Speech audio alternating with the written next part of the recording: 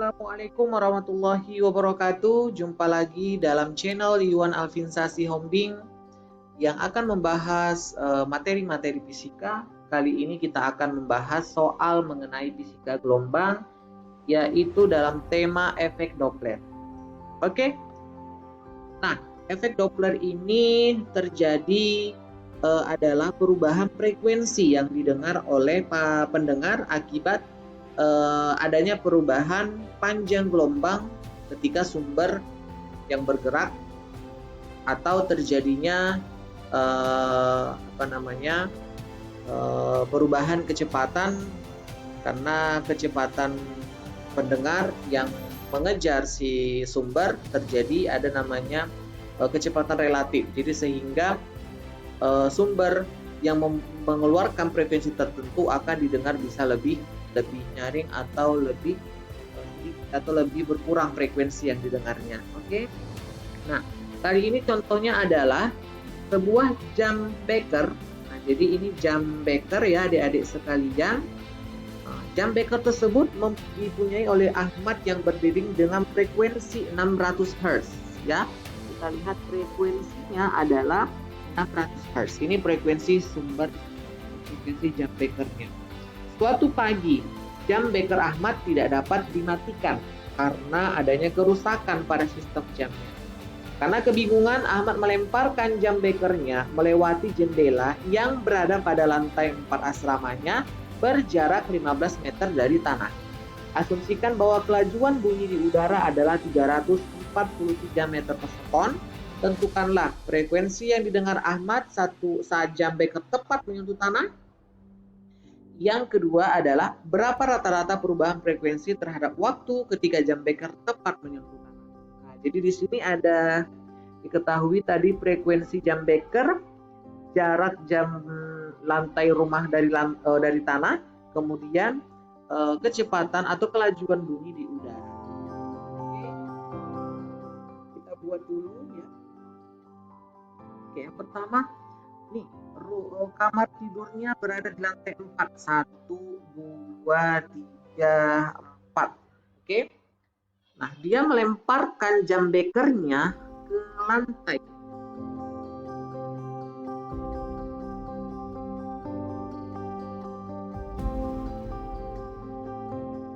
Oke. Dia melemparkan jam bekernya ke lantai.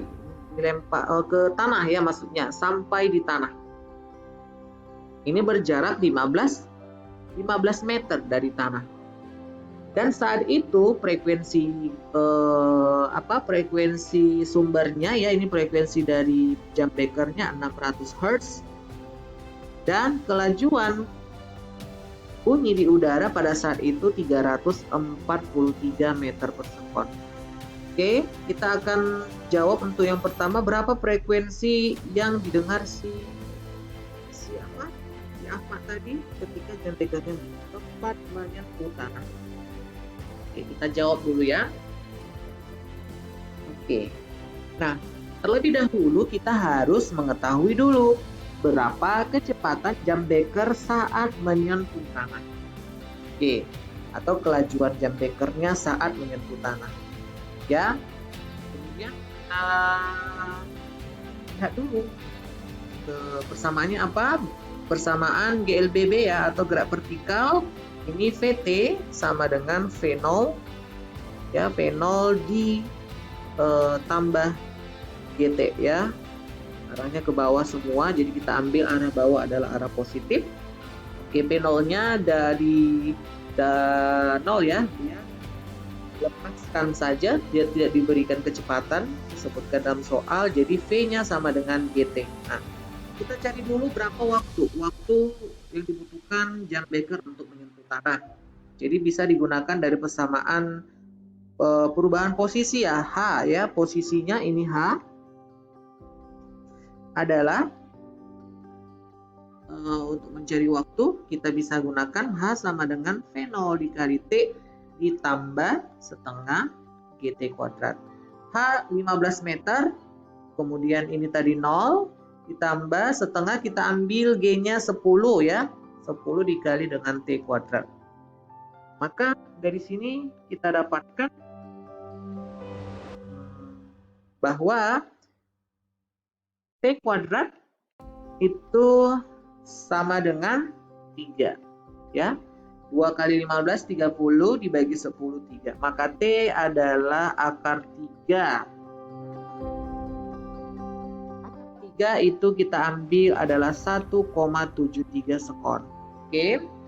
Baru kita cari V-nya sama dengan G kali T tadi, ya 10 kali 1,73. Atau sebesar ini 17,3 meter per sekon. Setelah itu baru kita substitusikan ke dalam persamaan frekuensi yang didengar, ya. Oke, adik-adik. Frekuensi yang didengar kita bisa sini ya, kita bisa gunakan persamaan yang mana frekuensi pendengar itu sama dengan P plus minus PP per V plus minus VS dikali dengan Fs. Oke. Disebutkan bahwa sumber tidak bergerak, maka pendengarnya ya, pendengarnya kan si Ahmad ya tidak bergerak, maka ini tidak ada. Maka dapat kita substitusikan pendengar V, V-nya adalah 343 per 343. Karena sumbernya menjauh si Ahmad, maka ini ditambah ya, ditambah dengan 17,3. Kalikan frekuensi sumbernya tadi 600.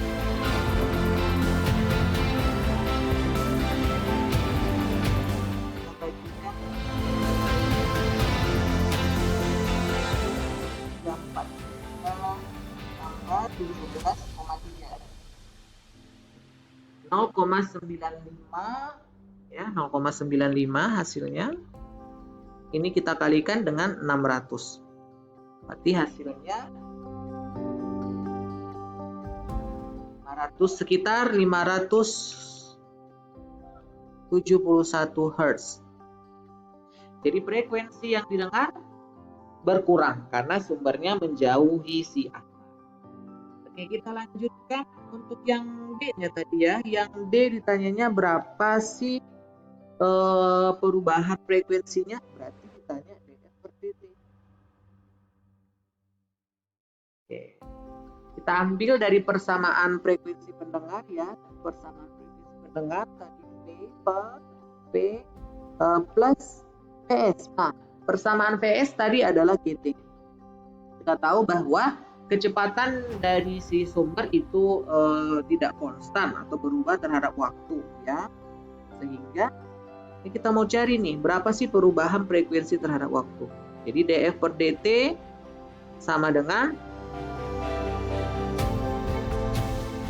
kita diferensialkan fungsinya ya, D per DT dari P per V tambah GT kali F.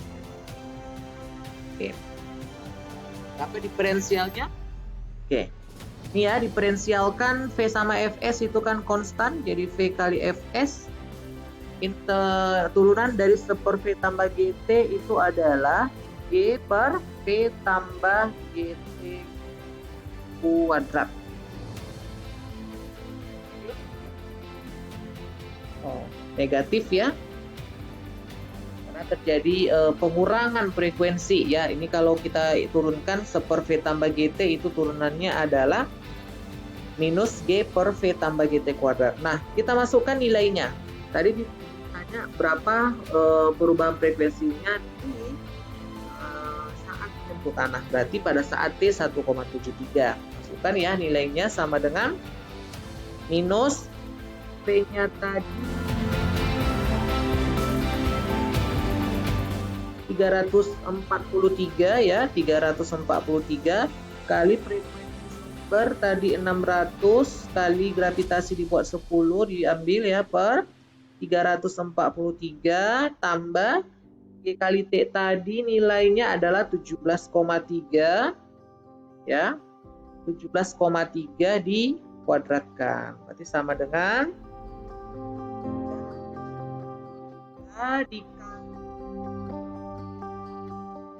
Oke. Ini hasilnya minus 2.5803 kali per, oke, ini 360,3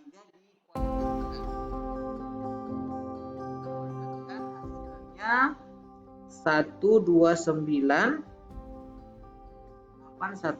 sekitar ini ya. Oke. 129.816. Jadi sekarang kita bagikan 2.058.000 bagi 129.816. Hasilnya adalah minus 15,85 Hz per second. Jadi terjadi perubahan frekuensi yaitu negatif 15,8 Hz per second. Artinya terjadi pengurangan frekuensi ya. Oke, sampai di sini untuk berbicara tentang efek Doppler ya. Ini bicara efek Doppler. Terima kasih. Jangan lupa komentar, subscribe, dan share-nya. Assalamualaikum warahmatullahi wabarakatuh.